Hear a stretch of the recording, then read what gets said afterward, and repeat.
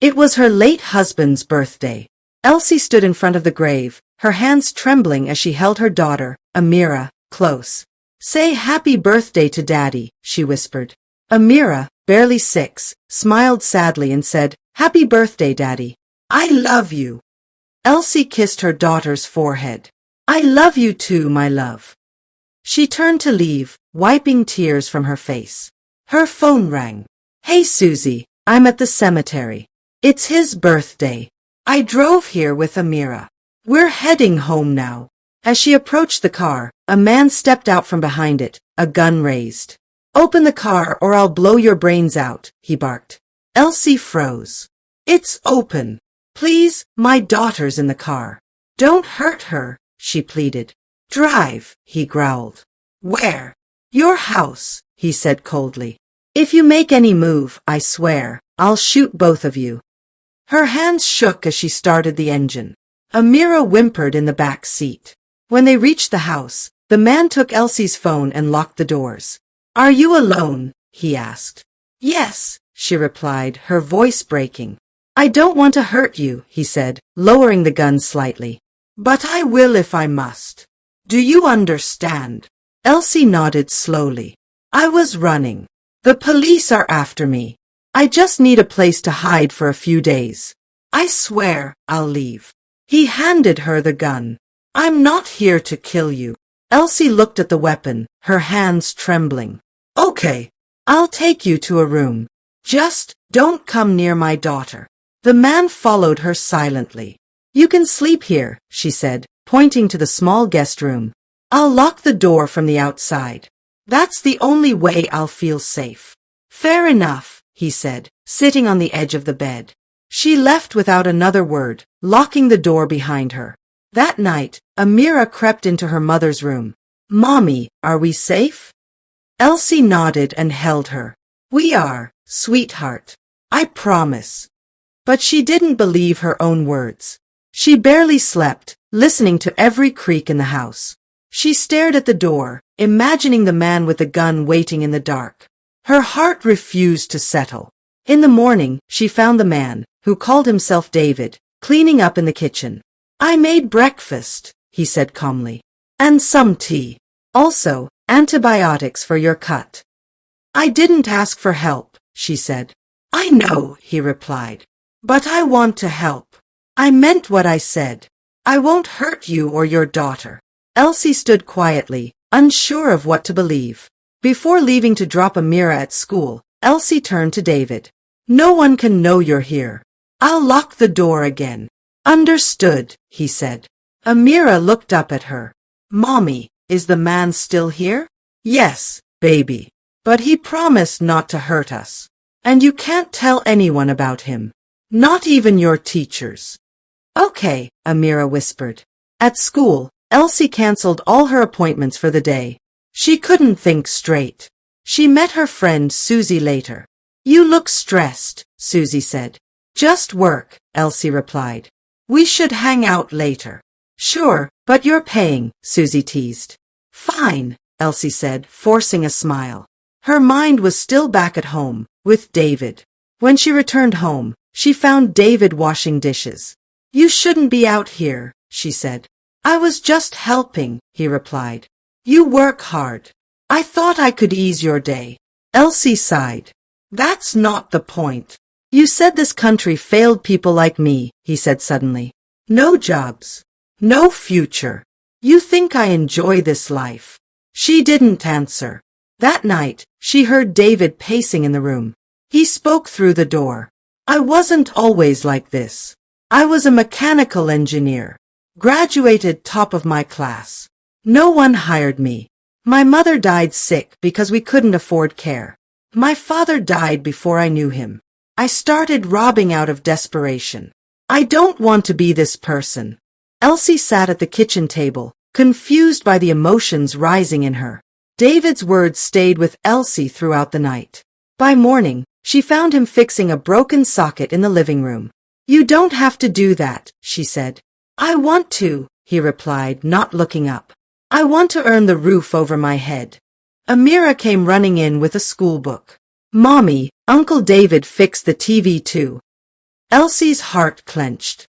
"He's not your uncle," she said softly. "Don't get too close." That afternoon, 2 police officers knocked on Elsie's door. "Good day, ma'am. We have a warrant to search the house." She hesitated. "Search? Why?" "A suspect escaped after a robbery gone wrong. 2 were shot. 1 is still on the run. We received a tip he might be here." Elsie's palms began to sweat.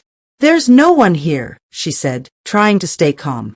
The officers searched every room while one stayed with Elsie and Amira. "Why are you sweating, ma'am?" he asked. "It's hot," she said, forcing a smile. "Where's your husband?" "He died," she replied.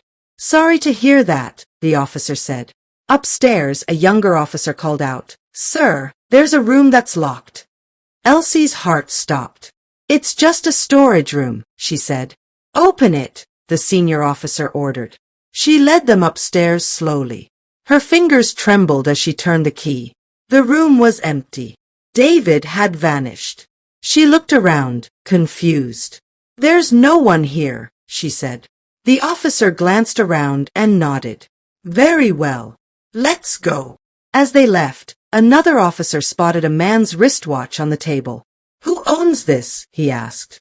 "It was my husband's," Elsie replied quickly. "I wear it sometimes." When the officers finally left, Elsie found David in the ceiling, breathing heavily. "You could have gotten us killed," she whispered. "You need to leave." "I can't," he said. "They'll find me and kill me." "You've had your time," she said. "My neighbors already suspect something.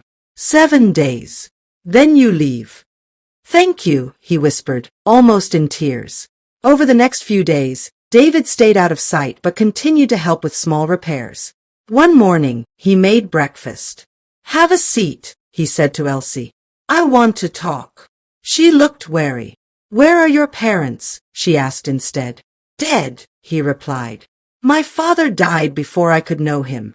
My mother died in my arms." Elsie felt a small crack in her anger. "Did you ever try getting a real job?" she asked. "I did. 4 years. All I ever heard was, 'Come back next week,' or 'We'll get in touch.' I was tired of being told I was brilliant but left starving." Elsie sighed. "I can help. A friend of mine runs a small company. She might need someone handy." David looked stunned. "Why would you help someone like me?" "Because I believe in second chances," she said. "I'll help you get an apartment. A small car. But only if you keep your word." "You have it," he said. "Completely." They both smiled faintly. David stood and offered to check on Amira upstairs. "Wait," Elsie said. "My friend is coming over. Her name is Jenny. Go upstairs and stay out of sight." When Jenny arrived, she hugged Elsie tightly. "You look amazing. Where's my favorite girl?" "Upstairs doing homework," Elsie replied. As they chatted, Jenny glanced around. "Smells like fried rice. You finally cooked." "Not me. Just experimenting," Elsie lied. Jenny laughed. "Good. But seriously, when are you going to find yourself a man?" Elsie smiled nervously. That night, Elsie and David sat in the kitchen. She had brought him a gift, a sketchbook. "This is for you," she said. "You've been drawing with Amira, haven't you?" David smiled, surprised. "Thank you." She leaned closer. "You're different, David. I can feel it." In that quiet moment, their hands brushed. A spark passed between them. "I should go to bed," she said. "You have an interview tomorrow." David got the job. When he returned home, Elsie and Amira greeted him like a returning hero. That weekend, Elsie surprised him with a small apartment and car keys. "You deserve a fresh start," she said. David couldn't speak. "Thank you," he whispered. Amira clapped. "Will you still come cook for me?" she asked. "Yes, I'll fry everything fryable." David laughed. As Elsie and Amira prepared to leave, David hugged them both. "I'll miss you," he said. Elsie smiled, but there was something in her eyes she couldn't explain. "We'll visit," she promised. As they drove off, David stood at the doorway, watching them disappear. For the first time in years, he felt like he had something to lose. Weeks passed. David worked hard. He stayed out of trouble. Elsie and Amira visited often. They cooked, played games, and shared laughter. One afternoon, David invited Elsie to his favorite cafe. "This place reminds me of your husband," she said quietly. "He used to bring me here." David nodded. "Do you miss him?" She didn't answer right away. "Yes, but I'm trying to move on." As they sipped coffee, David reached across the table. "I like you, Elsie. I really do." She smiled faintly. "That's nice to know. But I have to pick Amira from school." "Of course," he said, pulling back his hand. "But if I ever propose dinner with me, would you accept?" She looked at him, thoughtful. "Maybe. One day." David planned a surprise for Elsie's birthday. He invited her to dinner and gifted her a bracelet. "You remembered," she said, touched. "I wasn't even going to celebrate." "You deserve to be celebrated," he said. That night, they danced slowly in his living room, the world fading away. "There's something about you," he whispered. "You make broken things feel whole again." But things weren't as quiet as they seemed. Jenny began to act strange. She visited more often, stared too long at David. One evening, she said, "You look familiar." "I don't think we've met," David replied nervously. Jenny said, sipping wine. "You remind me of someone." "TK." That name rang a bell. David froze. "No," he lied. Later that night, David confronted Elsie. "Who is she really?" "Jenny." "My best friend," Elsie replied. "She's like a sister." "She knows something," David said. "She's making me nervous." "You're being paranoid," Elsie replied. But deep down, a pit began to form in her stomach. Days later, Jenny returned. "TK," she said directly. "I know who you are." David pulled her aside. "Not here," he whispered. "You're going to ruin everything." "Too late," Jenny said. "Remember what we did. You pulled the trigger, but we both planned it." "Her husband." "Yeah, that was us." David's face went pale. "I'm not that man anymore."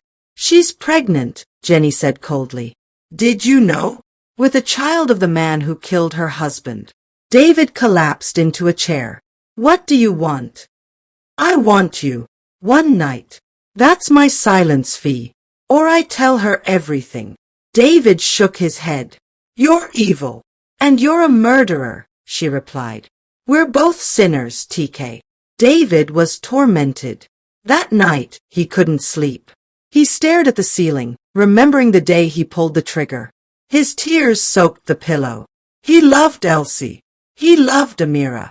But he was a ghost walking in their home. "What have I done?" he whispered. "What am I still doing here?" Elsie woke to find David sitting in the dark, eyes red and face pale. "Are you okay?" she asked. "Just tired," he whispered. "I've been thinking about my life." She sat beside him. "You've changed. I see it." David looked at her. "Would you still love me if you found out something terrible?" Elsie frowned. "What do you mean?" He shook his head. "Nothing. Just promise me you'll protect Amira. No matter what." A few days later, David took Elsie and Amira back to her former house. "I want to see where he lived," David said softly. "Where it all started." Elsie led him inside. "This was his favorite chair," she said, touching the armrest. David stared. His heart pounded. "What's wrong?" Elsie asked. "You're pale." David turned away. I need some air." Outside, David looked at the street. He saw it all again, the shot, the blood, the silence. He had pulled the trigger here. It was the same house. The same woman. The man he killed was her husband. His chest tightened. He dropped to the ground, gasping. "I can't do this," he whispered. "I'm living a lie." At home, David wept in silence. Elsie tried to comfort him, unaware of the storm inside. Later, he stepped outside and called Jenny. "We need to talk." "Finally," she said. "So, Have you made your decision? I'm done with you, David said. I'll tell her myself. Everything. Jenny laughed. You think she'll forgive you? David sighed. No, but she deserves to know the truth. The next day, Jenny showed up uninvited. You won't tell her, she said, barging in. I will. Get out of my house, David snapped. I'm serious. This ends now. Or what? You'll shoot me too. Jenny mocked. At that moment, Elsie walked in. What's going on? She asked. Why are you both arguing? David stepped forward. Elsie, I need to tell you something. Elsie folded her arms. I'm listening. Jenny smirked. Should I say it or should he? David turned to Elsie. It was me, he said. The night your husband died. I was there. Elsie's face twisted. What are you talking about? He didn't just die, David said, voice cracking. I killed him. But I didn't know he was your husband. Not until later. The silence was deafening. Elsie's face turned pale. You killed him, she whispered. You've been in my house. Around my daughter. I didn't know, David cried. Please believe me. I was desperate. I didn't even know his name. I was wearing a mask. And you kept this from me, she shouted. I trusted you. Jenny stepped forward. I paid him, she said coldly. You trusted me too, right? Elsie turned to her, disbelief in her eyes. What? Yes, Jenny sneered. I hated you. Your life. Your happiness. I introduced him to you. And you married him. I lost everything while you gained everything. You're not my friend, Elsie said, tears pouring. You're a monster. Call me what you want, Jenny snapped. I had 4 abortions. Lost my womb. And he dumped me. For you. David stepped between them. Stop this. This isn't helping. You're both dead to me, Elsie whispered. Get out. Jenny walked out first, slamming the door. David stood in silence. I never wanted to hurt you, he said. But you did, Elsie replied. And now I don't know what to do with this pain. David nodded. I'll go. You don't have to see me again. He turned and walked out the door, leaving her standing there with her tears. Elsie sat alone that night, numb. Amira tiptoed into the room. Mommy, why are you crying? She asked. I'm okay, baby, Elsie replied. Just tired. Did Daddy do something bad? He made a mistake, Elsie said gently. But we'll be fine. Amira hugged her mother tightly. I love you, Mommy. I love you too. Days turned into weeks. Elsie stayed away from everyone. She avoided calls from Jenny. David tried writing once, but she returned the letter unopened. Slowly, she began to heal. She poured herself into work, into Amira, into survival. Her nights were silent but peaceful. One afternoon, she got a package. Inside was a children's book, hand-drawn, beautifully written. The author's name was David. A note inside read, a second chance is not earned, it's given. For every child who lost a parent. For every parent who lost their way. Elsie cried quietly. She didn't respond. Not at first. But a few weeks later, she visited a quiet bookstore and asked for David's books. The woman at the counter smiled. He used to come here. Said he was writing to make peace with the world. Elsie nodded. Maybe he is. David had disappeared. No one knew where he went. Some said he left the country. Others claimed he worked in schools, teaching art to kids. Elsie never tried to find him. She let him go, but something about his story stayed with her. A man broken by life, trying to put the pieces back together. Amira grew older. She often asked about her real father. Elsie always said, he was kind. He loved you. When she asked about David, Elsie replied, he made mistakes. But he loved us too. That was the truth. Not whole, but enough. Years later, Elsie stood on stage at a charity event. Second chances don't erase the past, she told the audience. But they remind us that healing is possible. That love can come from the most unexpected places. and that forgiveness is strength, not weakness. She received a standing ovation. As she walked off stage, a little girl ran to hug her. "You helped my mom," the girl said. "She said your story gave her hope." Elsie bent down, smiling. "Then I'm proud." At home that evening, Elsie sat by the window, watching the sunset. Amira brought her a cup of tea. "Mommy, you look happy." "I am," she said. "Even with all the pain, we made it." She looked out at the horizon. "And that's enough." She whispered into the breeze. "I loved. I lost. But I survived. And that's my story." As the sky faded into night, Elsie closed her eyes, breathing in peace. For the first time in years, she felt whole, not because everything was perfect, but because she chose to keep living anyway.